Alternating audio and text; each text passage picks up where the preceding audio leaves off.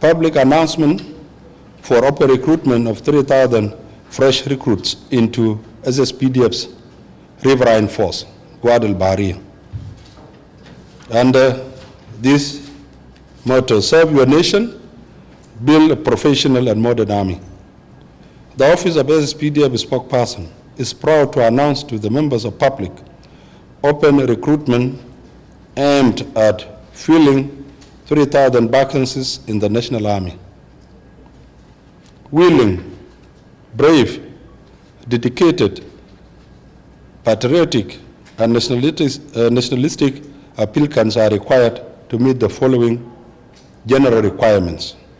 1, the applicant must be a South Sudanese citizen. He or she must be between the ages of 18 to 35. Education level, holder of secondary school certificate or equivalent, must be physically fit, must be mentally sound, morally upright, has no criminal records. The language is required, fluency in primary languages used within the military. In our setting, we are talking about Arabic and English. Specific information, location of training, Alelo, Makal County, Upper Nile State.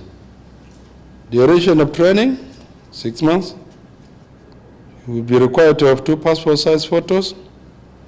Recruits to report to Sspdf's states, divisional and administrative headquarters.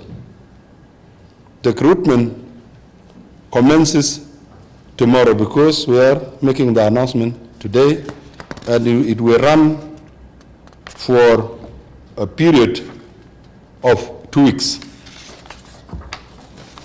Then the allocation of the fresh recruits. For all the 10 states, each state is required to register 240, making a total of 2,400. We have 3 administrative areas, 200 to be recruited each, making a total of 3,000. Second announcement, public announcement for open recruitment of 1,000 to join Sspdf Peacekeeping Force. Serve your nation and be part of 120 countries contributing troops to the United Nations peacekeeping missions. Once again, the Office of Sspdf spokesperson urged the pressure to announce to the public open recruitment of 1,000 vacancies in the National Army. Willing applicants are required to meet the following general requirements, similar to the previous ones. This time around, on specific information, location of training will be Wuliet, west of Juba Town, Juba County of Central Equatorial State. Once again, the duration of training will be for 6 months. That's the basic training, which will be done by Sspdf. The feeding of recruits will be responsibility of Sspdf Chief of Defense Forces. Again, once you are reporting, you will be required to provide 2 colored passport-size photos. Again, recruits to report to the 10 states, especially the headquarters of each division, and to the headquarters of Sspdf in the 3 administrative areas. Again, recruitment commences tomorrow because we are making the announcement today, and the allocation of numbers per 10 states is as follows. 10 states, 80 each, making a total of 800. The 3 administrative areas, 50 each, making 150. And the reserve vacancies for 50 will be handled by JVMM headquarters here. So the total is 1,000. So we have made an announcement of recruitment of 4,000 in the respective units indicated. Item number 3, which is announcement of the arrival of forces and commencements of voluntary and forceful disarmament of armed youth in Warab State and Mayom County of Unity State. In line and immediate enforcement of presidential decree on declaration of a state of emergency for 6 months in Warab State and Mayom County of Unity State, Sspdf Command would like to announce the arrival of forces tasked with responsibility of conducting 2 types of disarmament. Disarmament number 1, voluntary disarmament. All armed youth in Warab State and Mayom County of Unity State are given a grace period of 1 week to voluntarily start handing over their weapons to civil authority and Sspdf forces conducting the disarmament.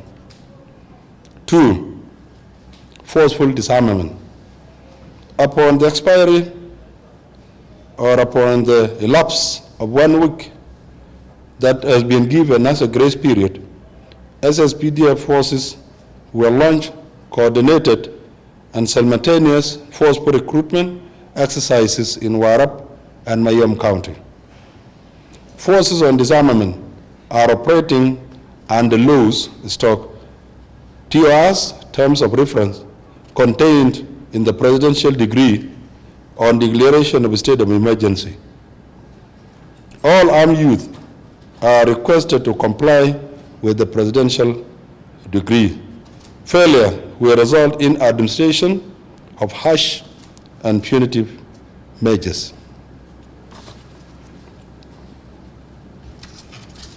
This is the last one that I'm reading. The order is from the Chief of Defense Forces to all division commanders, commander of ground force, you will find it blah blah. It is an order on demolition of reestablished checkpoints.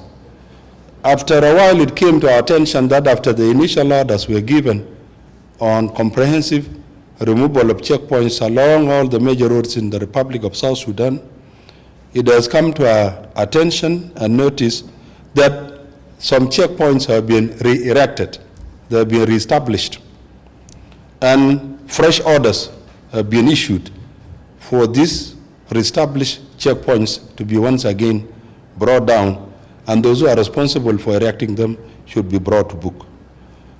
So it goes, those commanders in the following routes, they are directed to remove all the checkpoints along the routes of Division 3. Division 3 is in northern Bahar Ghazal, Division 5 in western Bahar Ghazal, Division 11, and Division 12. Division 11, it's in Warab State. Division 12, it is in Lake State.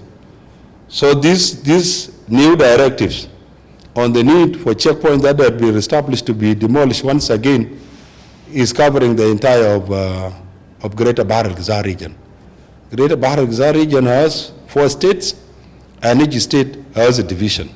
So all those routes that are experiencing re-emergence of checkpoints will be subjected to a new order, and the commencement starts as of now.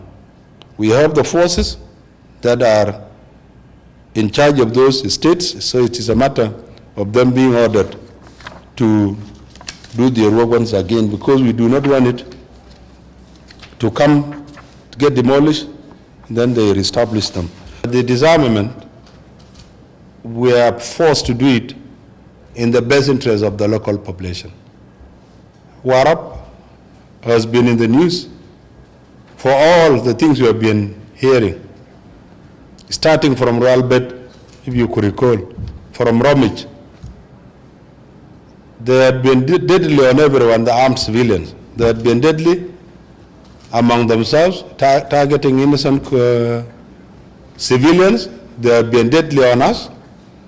And therefore, the element of trust, whether there's trust or there's no trust, having these armed civilians roaming, killing, looting, burning is counterproductive. And therefore, the best option is for these dangerous weapons to be removed from their hands, so that the responsibility of giving protection to civilians and their property is solely our responsibility.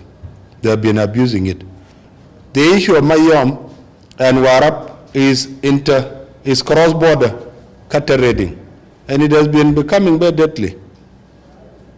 Like the latest clashes that were reported over a week ago, we had a total of 62 civilians that were killed, including 20 women. Can you imagine, in an attack that lasted about two days, you are losing 20 women? Just imagine of that, 20. You can imagine losing 20 idea. So what has been happening in Warab, in Greater Tone, has become unbearable. We are determined to disarm them. If they accept our appeal for peaceful disarmament, voluntary disarmament, it will be in their best interest. They refuse, we will collect the guns at any cost.